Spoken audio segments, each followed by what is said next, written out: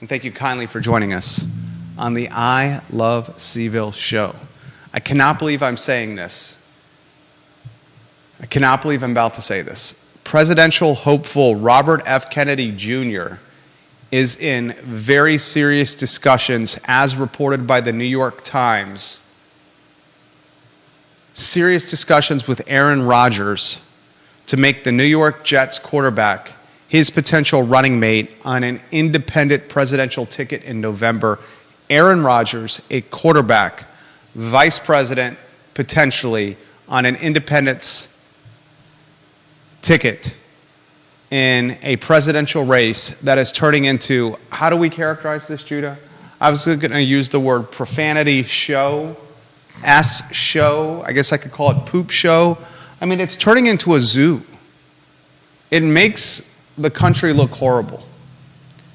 As my sister, hold on, let me get on here. We'll talk about that on today's program and how Charlottesville is going to respond. Aaron Rodgers is 40 years old and a four-time NFL MVP, a former Super Bowl champion with the Green Bay Packers. He is an ardent supporter of RFK Jr., frequently mentioning RFK Jr. in interviews.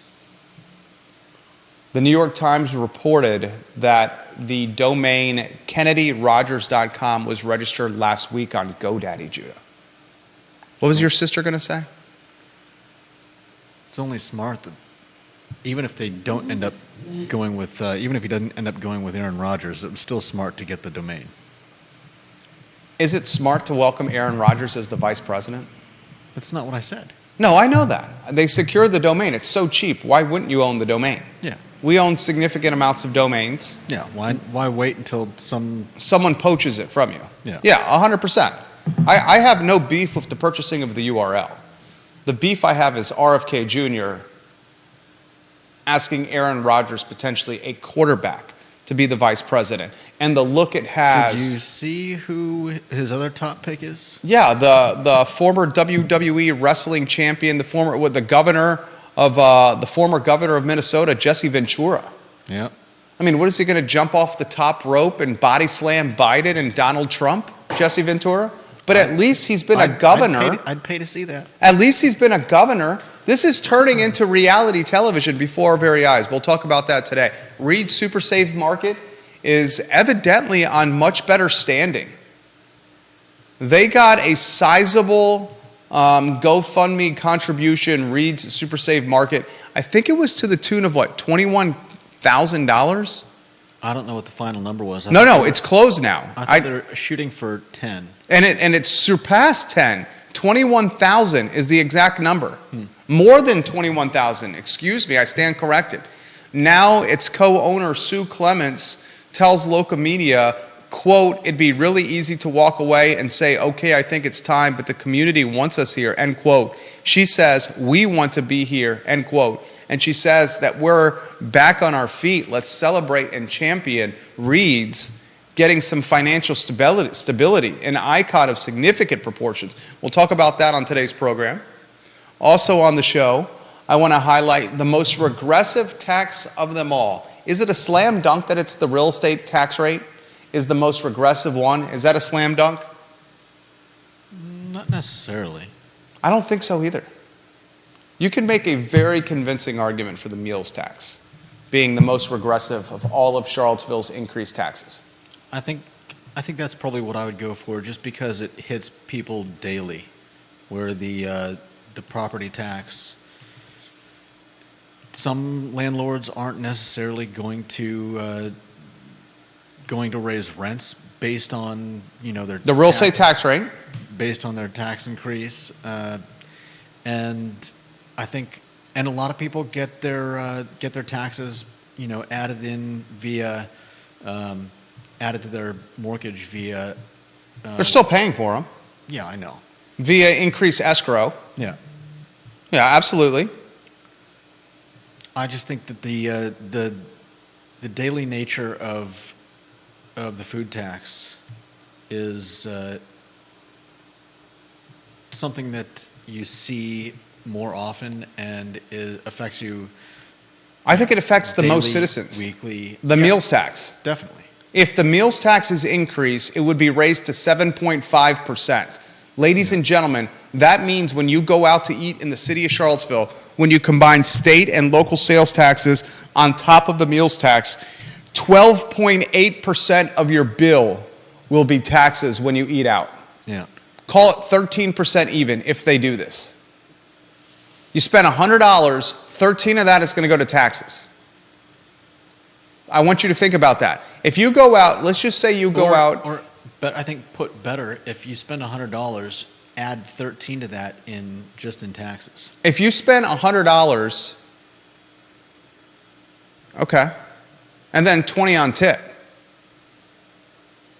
So you're looking at $1.20, and on that $1.20 that you spend, 20 is gratuity, and 13 is taxes. So 33 of your 120. That's over 25%. Think about that.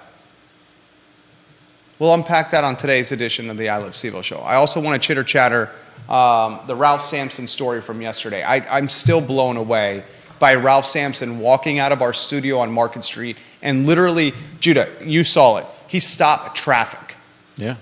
Is that safe to say? Mm-hmm. He stopped traffic on either side of Market Street with cars behind them, people hoot and hollering out of their window to the UVA basketball legend. I am now convinced after seeing that Ralph Sampson is the most famous man in Charlottesville. I'm saying when you're within Charlottesville, Almar, or Central Virginia limits, Ralph Sampson will command more notoriety and attention than anyone else. And yes, I'm including Dave Matthews in there. Judah made the point yesterday, Dave is not 7'6".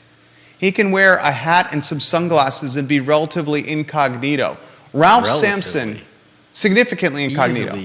Easily incognito. Okay. Sampson at 7'6" cannot. Yeah.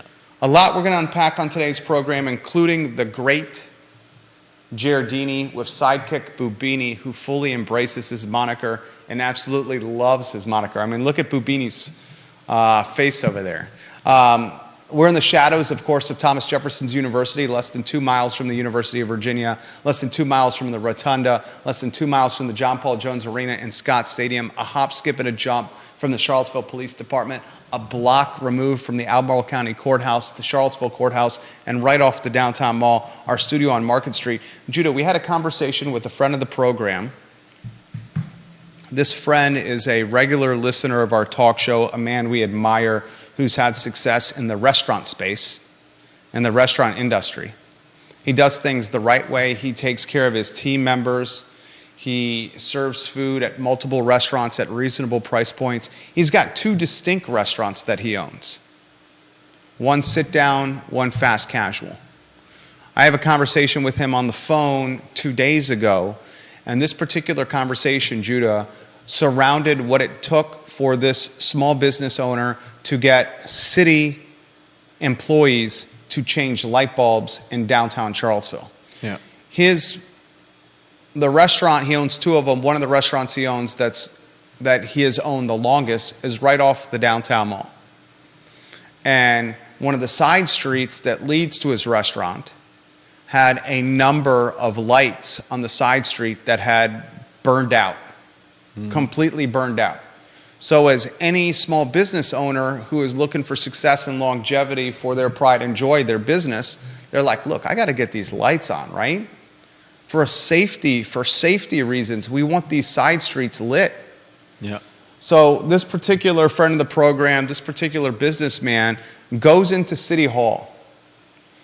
And he goes into City Hall right off of Main Street. And he goes, look, the lights are off on this side street. We need to get these light bulbs changed.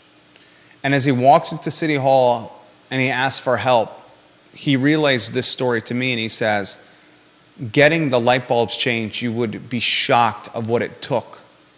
I had to go to 3 different departments and neither department was aware of who actually changes the light bulbs in the city of Charlottesville. He went from economic development to Parks and Rec. Parks and Rec broken up into 2 different groups. 3 different departments he spoke to before he was finally able to get the lights changed. And I relay this to you because I want to convey this. Are we living in a city that is so focused on the big picture or so focused on macro challenges that it cannot solve the most common and everyday micro difficulties? The type of challenges that must be resolved for a city to just operate efficiently. You want to keep downtown safe? Have lights on the streets. If you want to drive business and incremental tax revenue to downtown Charlottesville, make sure the perception and appearance is safe. And one of the easiest ways to doing that is to take dead light bulbs and replace them. And this particular restaurateur had to go to 3 departments each time the department telling them to go somewhere else before he was finally able to get results and have lights changed on a side street right around the corner from an eatery that's he's owned for, 14, 15, 16 years, a very long time. You and I had a conversation about this. I want you to relay some of the thoughts you had to the viewers and listeners about what we chatted about. I mean, it's kind of emblematic of government today. That's, like you said, very much more worried about I don't know what to call it. Things like how much money to give to nonprofits, which is great that when we can support them, but if that's at the expense of the running of the city, big ideas are great, but they need to be built on smaller ideas, and smaller ideas need to be built on being able to change the light bulbs, right?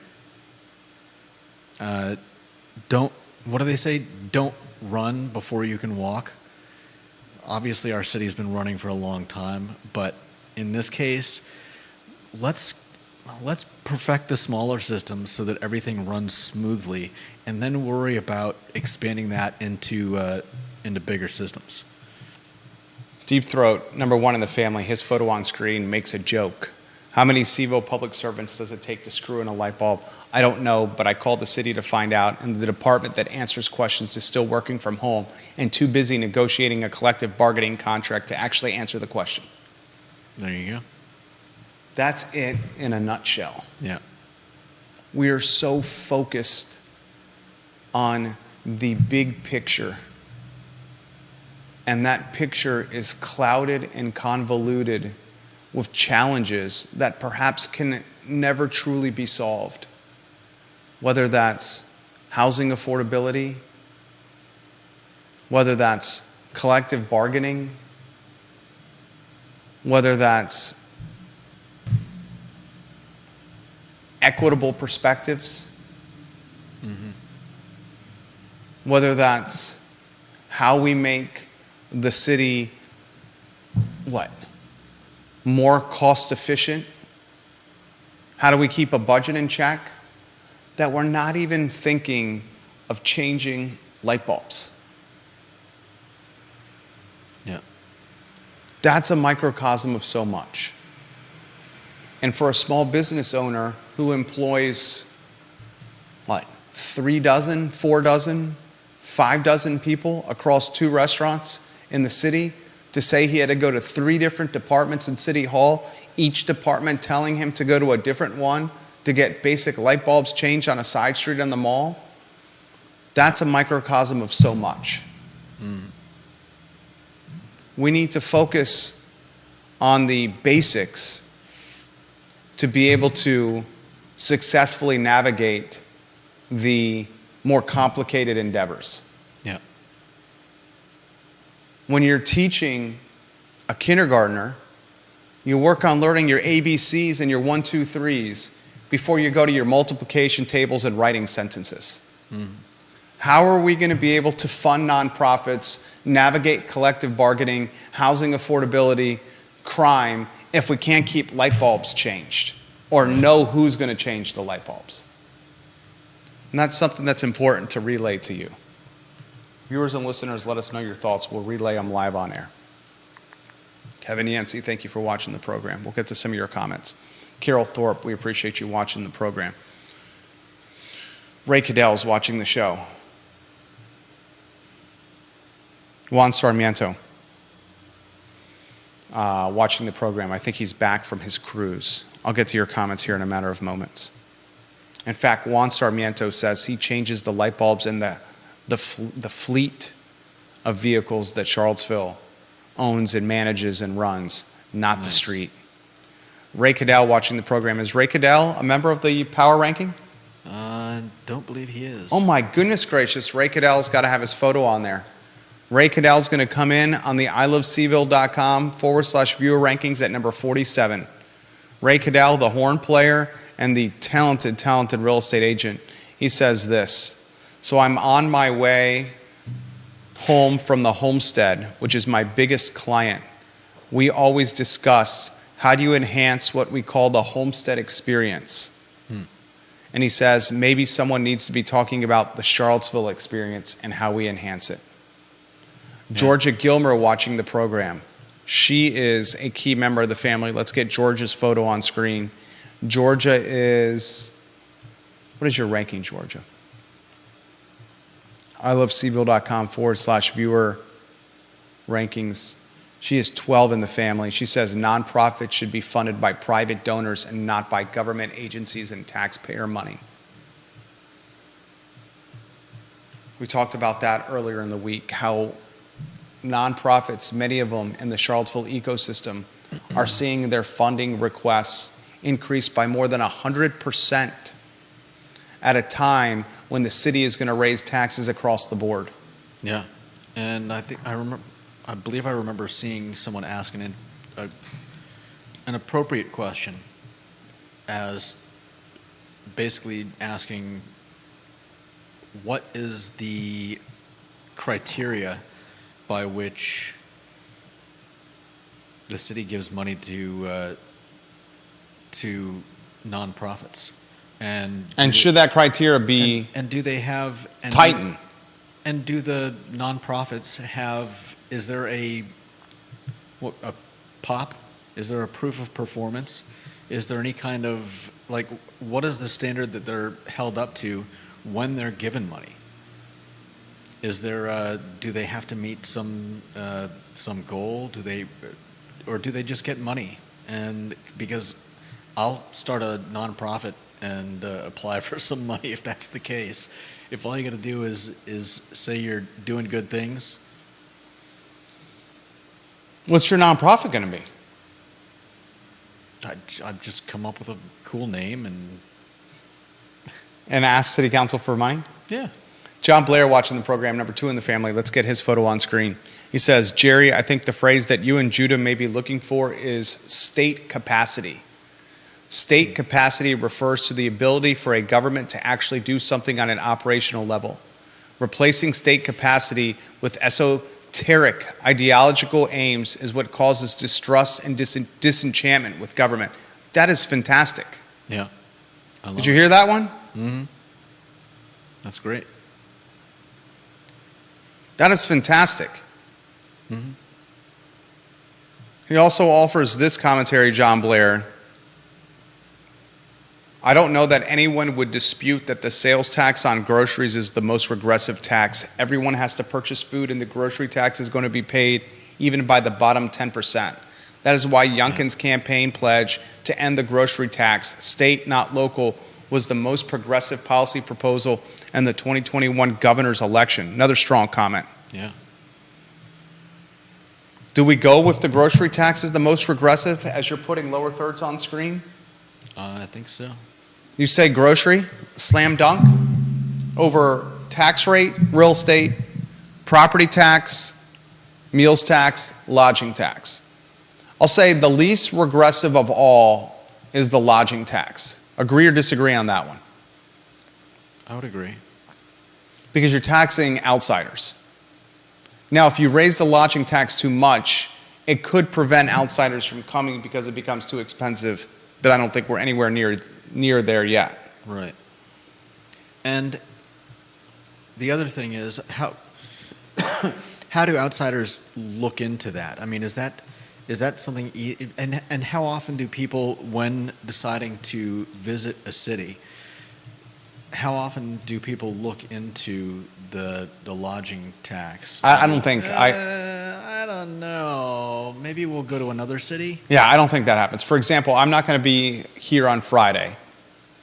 I'm taking a long weekend. I'm going to be in Folly Beach, South Carolina, for some festivities. Friday, Saturday, coming back Sunday, back in the saddle here in the studio on Monday. Looking forward to some R&R and some recharging. Mm-hmm. Not once that we'd be like, oh, this tax is too high. Right. We're like, we want to go to this place. Let's make it happen. Generally, I think it's high enough that the cost of, say, getting a hotel or an Airbnb for a weekend or a week is high enough that I think people are less considerate of what taxes they're paying. Whereas going to the grocery store, you see it every day, and it's a lot easier to notice changes from one week to the next. Okay, we'll say it's between grocery and meals tax. Michael Payne in the CVille Weekly today said the meals tax, in his opinion, is the most regressive, the city councilor. Michael Payne highlights the meals tax. Yeah. He says he's hesitant to raise the meals tax, and, quote, Michael Payne said, quote, I personally think the meals tax should be the last tax we seek to raise. It's our most regressive tax. After raising it again, we'd be near the top of the state for our meals tax rate. Mm-hmm. He says local restaurants operate on small margins, and unlike with our real estate tax, there is no tax relief program for the meals tax. Get this. If the meals tax is raised, which that's the chatter, it'll be the third time the city has raised its meals tax in the last 5 years. It's currently 7.5%. Yep. They're seeking to raise it to 7.5% from 6.5. Excuse me, it's now 6.5%. Yep. They're talking about raising it to 7.5%. That means if it's raised, the state and local sales tax and the meals tax would be at 12.8%. Yeah. You spend $100, 13 of it's going to be taxes. 12. 12.8. That's 13. It's closer to 12 than 13. If you're adding the tax to make the 100. No. If you get a bill that's $100, right, 13 of that is taxes.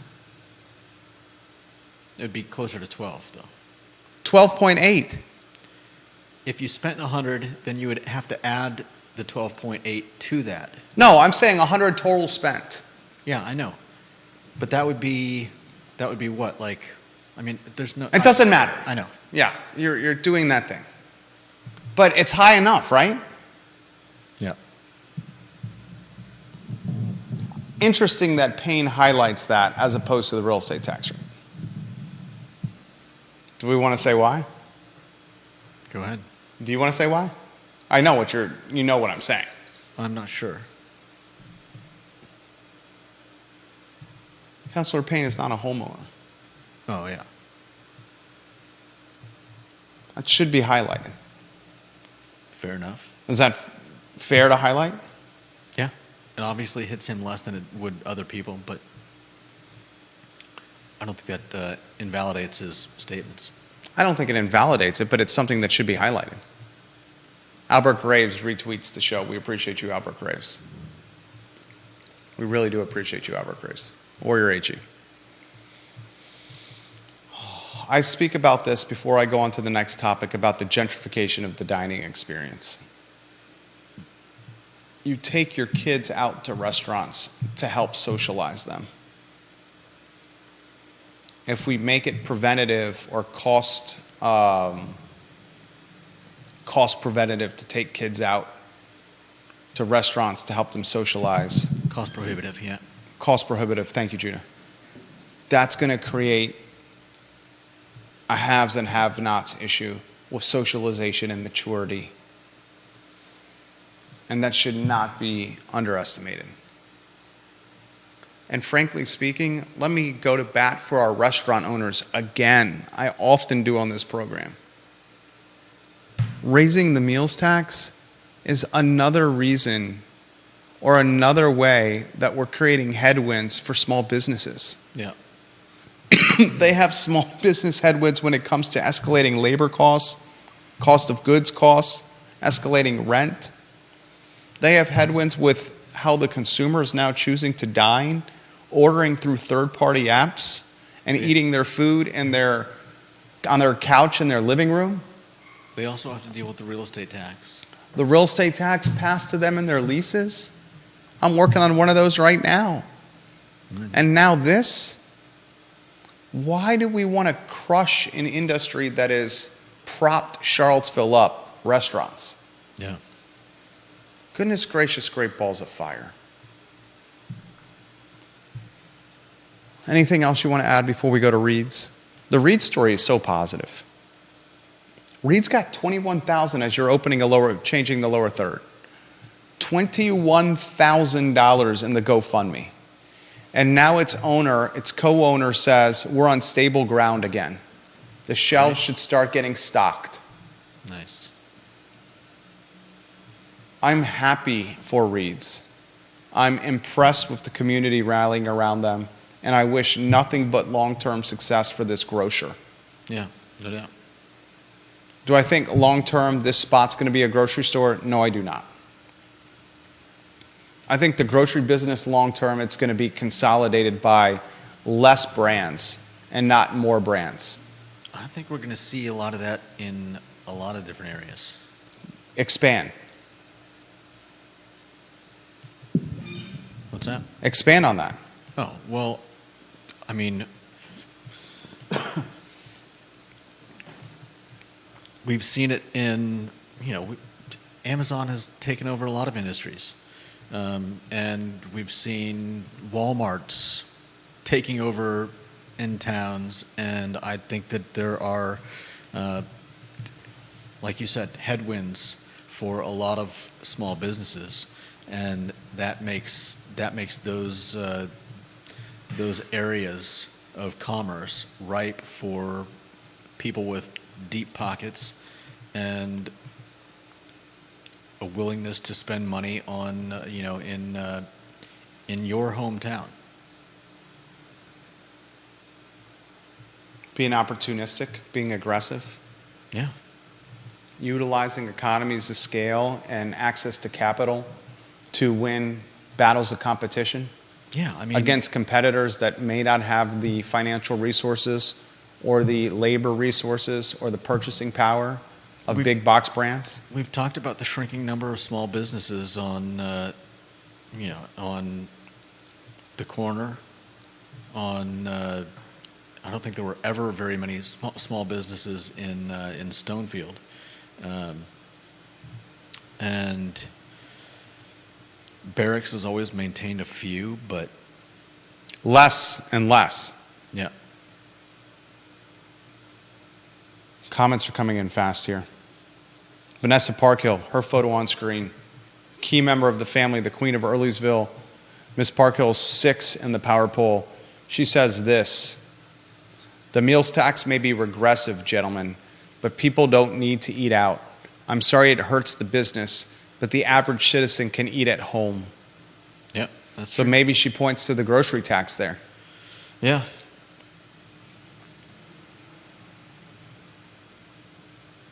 Definitely. I mean, it's a shame that the meals tax will hurt our small businesses, our the restaurants that we love bragging about Charlottesville for so much. But yeah, she's right. Ray Cadell says, I'm not sure what the current situation is, but I do remember when the municipal band contribution from the city went to zero.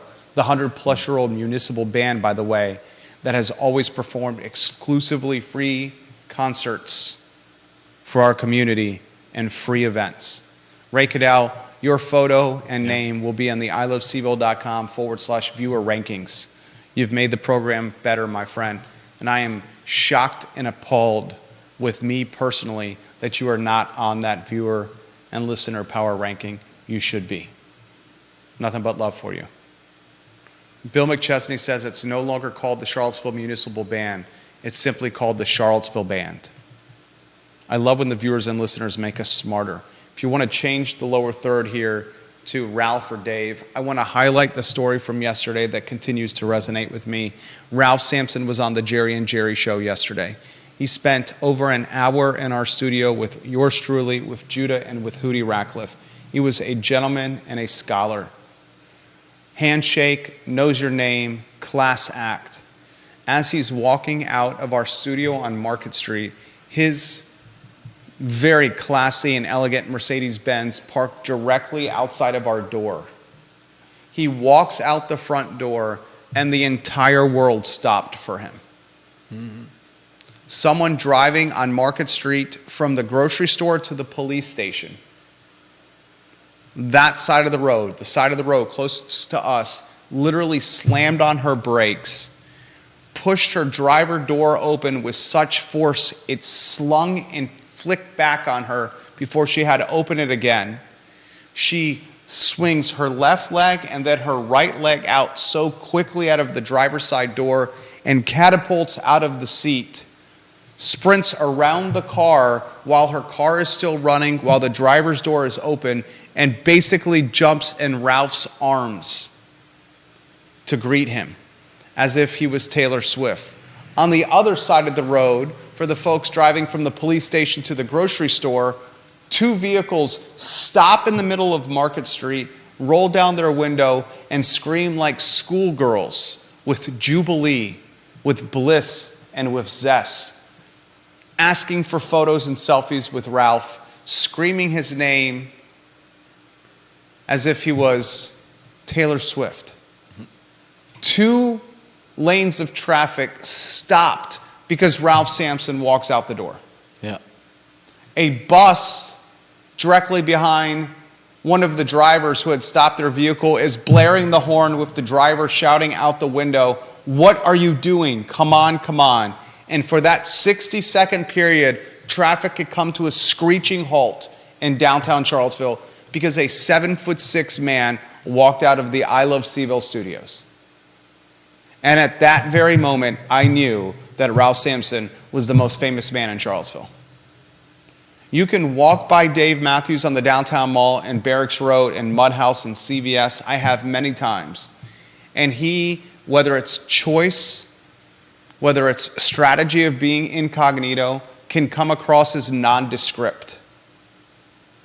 So much where you could walk by him and not even notice him. You're not going to be able to do that with the 7'6" person. This man is the clear most famous person in the Charlottesville area, and it's not even close. Some folks are saying Dwayne "The Rock" Johnson, Dwayne "The Rock" Johnson, Dwayne "The Rock" Johnson. Do we put him on the list? I said no, because this was just a auxiliary market of living for him, a secondary market. The Orange County farm that he has. I would imagine Dwayne "The Rock" Johnson would command the same stopping in Market Street as Ralph did. He also is of notable size, not 7'6", but 6'4", 250, 260, 270. Do you think it's a clear-cut Ralph Sampson? He's definitely got a firm lead over most other people in terms of what's the word I'm looking for? Visibility. Man of many words today. Sorry. Yeah, I'd seen it before, like at games and arenas, and even at his restaurant, but I never had seen it like that in the road. Yeah. In fact, I don't think I've seen anything like that.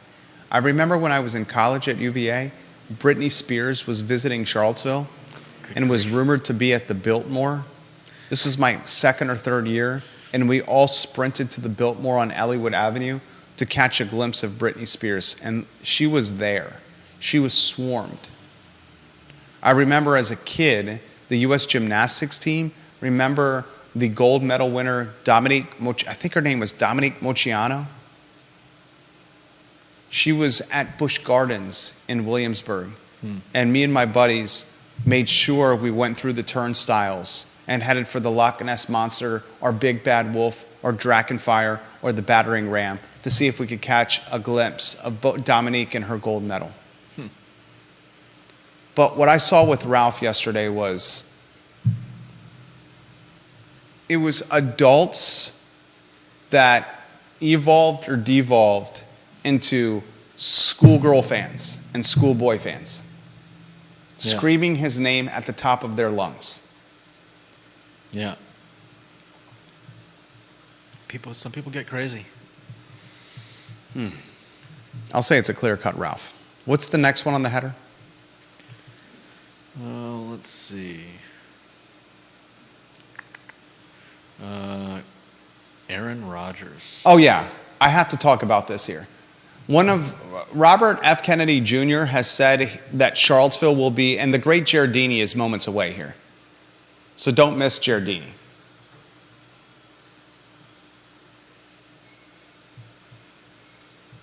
Deep Throat, I'll get to your comments in a matter of moments. RFK's headquarters is the old CVille Weekly office on the downtown mall. Robert F. Kennedy Jr. Yeah. He has made a comment multiple times that Charlottesville and Virginia, a bellwether state, are critically important for his candidacy for president, his chance to win the presidency. He said the University of Virginia, his ties to UVA, I believe it was law school, his ties to UVA. Mm-hmm. He's going to make a push in Charlottesville and Central Virginia and in Virginia in totality to try to get a shot at winning this thing. The New York Times reports yesterday that New York Jets quarterback Aaron Rodgers is on a very short list for vice president on his ticket. I am left mouth agape with this news. We have a reality television star and Donald Trump. We have a man that clearly has limited cognitive abilities and Joe Biden. We have a candidate in RFK who is all over social media doing the bench press at various cities wearing Levi jeans and no shirt, spray tan, shirtless, doing the bench press, speaking to anyone who would listen of how COVID is made up and how vaccines are bad. And now he's saying, Brian Haluska just walks by, freshly haircutted. And now he's saying he's going to consider a quarterback in the National Football League who is active, who has very sketchy commentary, almost banned by ESPN to do interviews for what he said about Jimmy Kimmel. He's considering Aaron Rodgers, who is anti-vax, certainly a womanizer, questionable in his thoughts and perspectives on many fronts, as his vice president. What is the 2024 election going to be? And is every country outside the U.S. just looking at us mouth agape as well, saying what the hell's going on in the United States? I think they've been doing that for years. I think at this point it's just they've got the popcorn popped and the cushions freshly fluffed on the couch, and I think they're just sitting back and enjoying the dumpster fire. If you look at the CVille Weekly office, the headquarters for RFK Jr., he's got a quasi setup for a talk show set there. RFK can utilize the I Love CVille Network if he ever needs to. Yeah. That'd be cool. In fact, any of the candidates can utilize the I Love CVille Network. I think the most realistic one that we could get, though, would be RFK Jr. I cannot wait for the debates. It will be must-watch television. They're not. Here, I've got a fortune for you. Well, are we going to save this for JerrDini? Is JerrDini next? It might be. Well, you're the producer. You got the rundown. I'm going to change screens to see it, though. No, it is next. No, it's not next. What's next? Tiramisu. Oh, tiramisu. We'll jump to JerrDini and Boobini next. But what was your question? They're not going to have any debates this year. I think they are going to have debates. You think? They can hear that rocking. What? They can hear that rocking in the mic. You think that they're going to allow Biden to debate Trump? That's what you're asking me. I don't think Trump wants to debate Biden. I think Trump will absolutely choose to debate Biden. I think Trump lives for moments like that. And he will try to eviscerate Biden. I don't think they'll allow Biden to debate Trump, though. And if they don't allow Biden to debate Trump, that right there is cause for concern. Because if you can't handle a debate... The RNC has already disavowed the debates. Time will tell. Wouldn't you say Biden would have the edge, or Trump would have the edge over Biden in a debate? And could you see a spray tan RFK Jr. debating? Oh, RFK would love to. I'd love to hear RFK what he has would to do it say. in a heartbeat. Yeah, but as for the other two, I don't think they have anything to say. I think Trump would love to, but I think he's smart enough to not do it because there's no gain. Everybody knows what their platforms are. No gain? Everybody knows exactly what they're. It's not like there's anything new coming from either side. Highlighting or drawing attention to the cognitive concerns of Biden is the gain for Trump. He doesn't need a debate to do that, though. Agree to disagree on that one. The State of the Union, Biden. Did you watch? You didn't watch that. No, I didn't watch it. It was all over the place. I believe it. It was all over the place. Although some gave him props. You need to go to a one-shot because JerrDini needs to come in. And then after you go to the one-shot, tell me when you're on a one-shot. And keep the viewers and listeners entertained as JerrDini comes in. Are you on a one? All right. I'm on a one. Jerry is going to be changing into his fortune teller outfit. He's getting his props ready right now, moving some things around, and he's got the magic wands out. He's going back to his changing room. I bet you guys didn't know we had a changing room. We do have a changing room. That's what I just said. We've got a changing room. Jerry's back there putting on his lipstick, and I think he mentioned something about earrings last week. So we'll see if he's got the full fortune teller regalia going on, or and did you talk about a change of shirt? Oh, there's a change of shirt. Okay, I didn't know if you were going to stick. There's a shawl. You should get a tank top.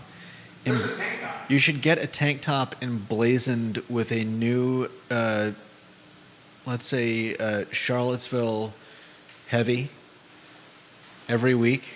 Why? How are we going to do that? I don't know. Could put all your. It's not a new tank top. No, I didn't say it was a new tank top. I said there would be a shawl. And in fact, it's more of a cape. Did we see the crystal balls for JerrDini? Do we what? JerrDini has got some props here. All right. People are stopping on Market Street literally before us here. I'm putting you on screen. Put me on screen here. Do we see my dragons, my pets, on screen? Mostly. Do they need to come back? Because the dragons must be in the shot. Yeah, there you go. You need to bring Is that them back. better? Probably another 3 or 4 inches to get them fully in the... All the way back? Yeah. Is that better? That is better. For JerrDini. Boobini needs to get in set. Wednesdays, the JerrDini and Boobini will be in full effect. Ladies and gentlemen, Charlottesville's fortune teller, JerrDini, will answer questions posed by you, the viewer and listener, and we have a number of them today. I have now added a shawl, which, frankly speaking, may be my kindergartner's cape from his Halloween costume, to the show. And of course, we have our dragons on the program. I don't know why Boobini did not have his shirt next to him as instructed by JerrDini, but okay, let's go, Boobini, because you have your questions that you're going to ask on the fly for me today on the I Love CVille Show. What do you think of the additions of the gloves? And of course, the Curtis Shaver tank top is on screen right now. JerrDini and Boobini on a Wednesday in the I Love CVille studio will be taking your fortune-telling questions on the program. Boobini, it's time for you to come on air and ask your first question. It's buttoned correctly, yes. You're ready to go. Put your hat on, and let's go on the two-shot. You don't need to go any higher than that. I don't think I've got the right button. That's totally fine. It's totally fine, Boobini. In fact, Boobini, we're going to change the setup of this on the program. Your first question for us, Boobini, on the JerrDini show, as you go to a two-shot. What is it for you? Oh, let's see. My crystal ball is very clear today. First question. Is JerrDini the man behind the meme accounts? Am I the man behind the meme accounts? Would that not be the greatest trick ever played? If I was the man behind the meme accounts, driving attention. That would definitely be the greatest trick ever played in the history of tricks. I will not answer that question. Okay. We will keep it up, and we will never tell. Well, What is your next question, Boobini? oh, man. Let's see.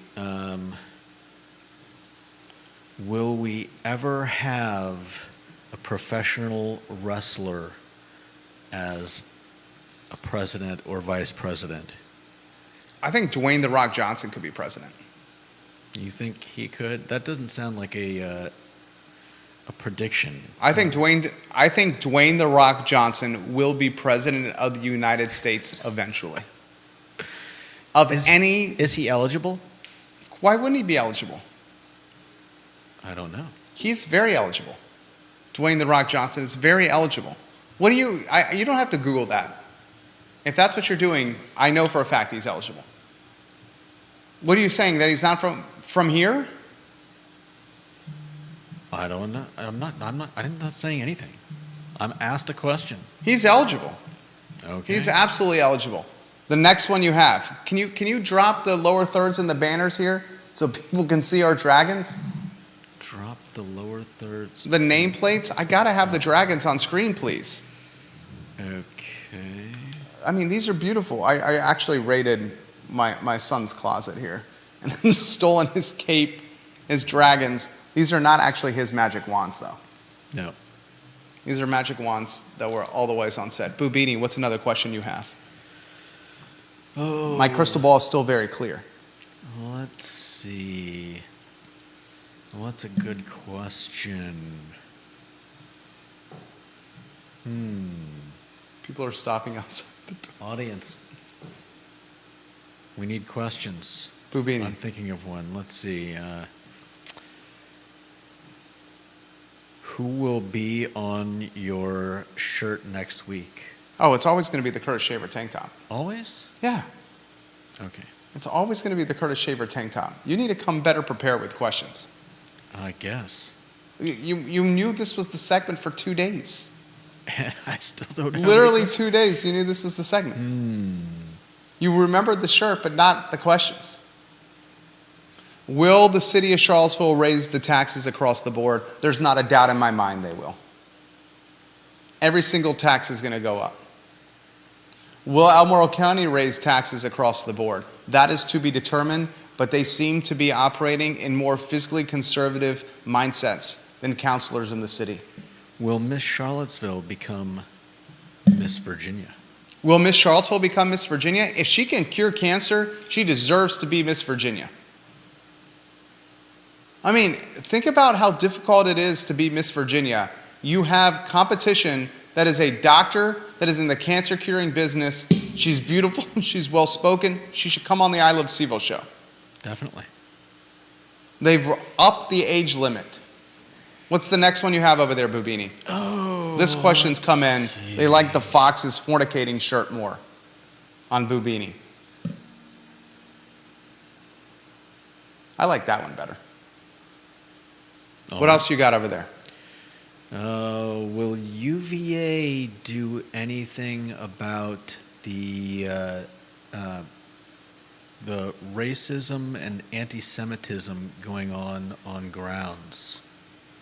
President Jim Ryan operates in a lot of ways as if he was a politician and not an actual school president.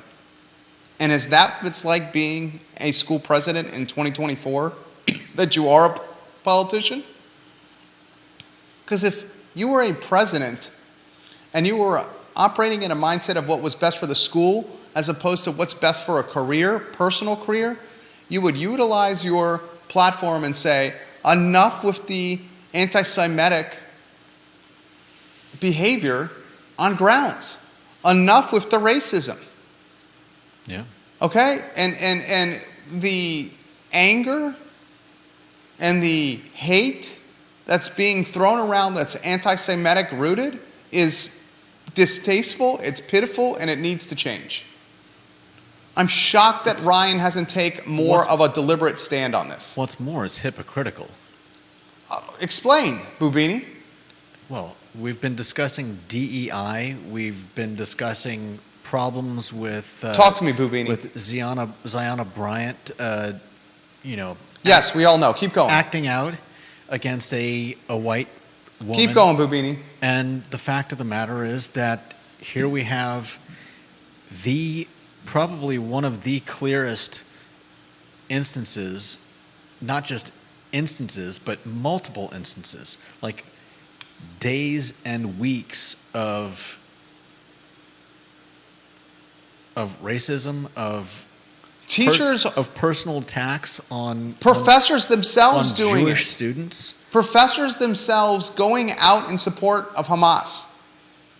Yeah. Professors at UVA. And we don't even have to talk about whether or not someone is supporting Hamas. Stick to the facts about what's going on with Jewish students at UVA. I mean, some of them are afraid to wear their yarmulkes. Some of them are moving off grounds because they are afraid. How is this happening in 2024? Amen, brother. That we have a human being of any color, race, or religion in one of the largest schools in the United States, and there's nothing being done about the racism being shown to them. There it is. I mean, it's disgusting. I don't care what you think about a particular racial group. You don't get to choose that they're undeserving of the protections that everyone else has. And is this group less deserving of protection? Absolutely not. Even if they were, that's what is DEI if it only includes the people that you want it to include? There it is. That's, like I said, let's go back to the fact that it's just straight up hypocrisy. There it is. Oh, man. These gloves will make it tough. We'll close with tiramisu before we get out of here. And Boobini will have questions scripted for next week. It's every Wednesday. Or maybe Every you can script me Wednesday. some questions. I'm going to script you questions to ask myself. Yeah. Do you realize what that sounds? I am going to script the questions for you to ask me. All right. You want me to come up with questions, I'll come up with questions. You might not like them all. The headlines are mostly mine. Yeah. You can do the questions So is the show. once a week on Wednesdays for the great JerrDini. You did a tiramisu. I want to highlight your favorite aspect of that list. My favorite aspect of that list, I would have to say, is I have a feeling you're going to go with the Fabio's one, isn't it? it's the best picture. How could I not go for? The You best have it on picture screen? there? The Not Fabio's yet. tiramisu is fantastic. I will say that. The Fabio's tiramisu is fantastic. There it is. And the owners of Fabio's are friends of the program and fantastic individuals. I'll give you the Fabio's tiramisu is absolutely dynamite. There goes Brian Haluska again. Tiramisu options on ilovecville.com. What's the link? ilovecville.com / I believe it's CVille Tiramisu. CVille Tiramisu. Courtesy of the talented and distinguished Judah Wickower, who's single and ready to mingle. Any closing thoughts, Boobini? There's Vivaci's. They got a pretty good looking. Vivaci once. I've had that one. Any closing thoughts, Boobini?